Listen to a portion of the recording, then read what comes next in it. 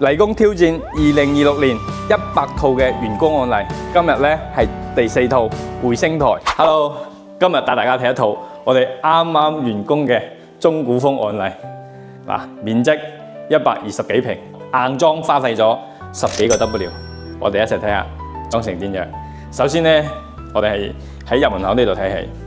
入門口嗱，左手邊整咗嗱一個鞋櫃嘅。咁呢個鞋櫃實質上係同廚房連埋一齊嘅。嗱，過嚟呢邊睇，呢邊咧係做咗一個3聯動嘅廚房推拉門，嗱縮翻入去，跟住睇翻呢邊啦。呢邊其實後邊咧嗱係直接同嗰個櫃嘅板係接埋一齊㗎，所以等成個廚房個空間啊，因為呢個廚房先得個4個幾平方嘅，但係你可以見到用入咗乜嘢咧？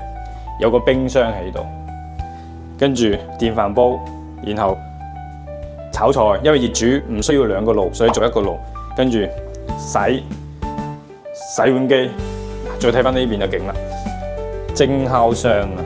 一體櫃整喺度，跟住仲有一個嗱非常實用嘅怪物拉籃，可以將啲調味料全部放晒入去。然後出邊咧就我哋就唔使睇啦，出邊咧就係一個正常嘅洗衣區，洗空一體。咁廚房係咁樣啦。咁我哋睇翻個廳，嗱呢啲中古風嘅色調，用胡桃木去搭配，跟住再搭配啲淺色嘅磚，等成個空間睇起身咧又光亮，跟住又襯翻成個色調。呢邊咧，利用呢個位置做咗一個好大嘅餐邊櫃。咁餐邊櫃咧係下邊深啲，上面淺啲嘅。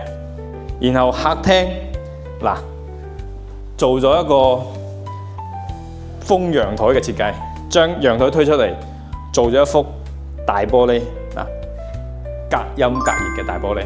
然後呢度咧就設計咗一個陽台櫃。呢邊後期放一張茶台，喺呢度坐住飲茶，睇住出邊啲景觀，超級舒服。然後咧呢度仲放咗掃地機器人喺入邊嘅啦，掃地機器人利用呢個櫃隱藏喺入邊。然後飲茶咁肯定有個水盤噶嘛，咁你平時洗下杯啊喺度咧就好方便噶啦。跟住將啲茶葉啊全部放喺度啦。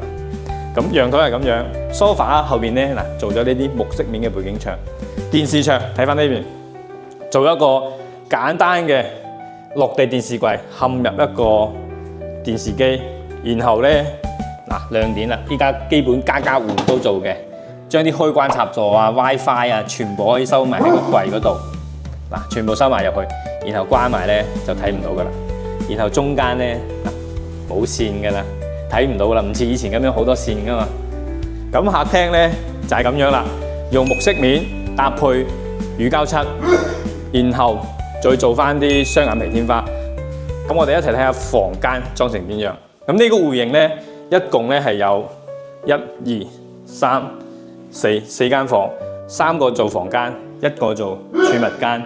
咁儲物間我哋就唔使睇啦。咁我睇翻主人房。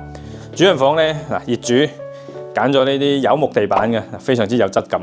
成個房我睇一睇，做咗一個簡單嘅邊吊，然後搭配一個半長背景嘅床頭背景，然後嗱呢度轉過嚟做咗一排衣櫃，衣櫃咧全部係做咗冇拉手設計嘅，全部係冇拉手嘅。咁有衣櫃仲可以整到個衣帽間啊！嗱呢度衣帽間入到嚟入邊嗱洗手間，洗手間仲有一個放到一個浴缸嘅，我哋睇下呢度就係洗手間啦，正常佈局，沖涼、浴缸、馬桶。跟住一個浴室櫃，功能齊全。跟住嗱到呢度咧就其中一間客房啦。客房嘅係咁樣啦，床頭背景，然後連接一個轉角衣櫃，連埋床頭櫃一齊出嚟㗎。呢度做咗圓角，咁平時放嘢就好方便啦。一樣全部做咗木地板㗎啦。咁工位咧都係正常佈局沖涼、馬桶。浴室櫃例牌啦，然後呢度咧又其中一間客房啦。嗱呢間客房利用呢個，依家係做書房先嘅，利用呢個打咗個飄窗，做咗一張書台。然後呢度後期放床，做客房嗰時再放床，依家係當書房嘅。嗱，我哋依家冇放床就見到啦，背板跟住連接呢個床頭櫃空間利用得非常之好，好似咁樣嘅裝修，你中唔中意？我係黎哥，裝修記得揾我。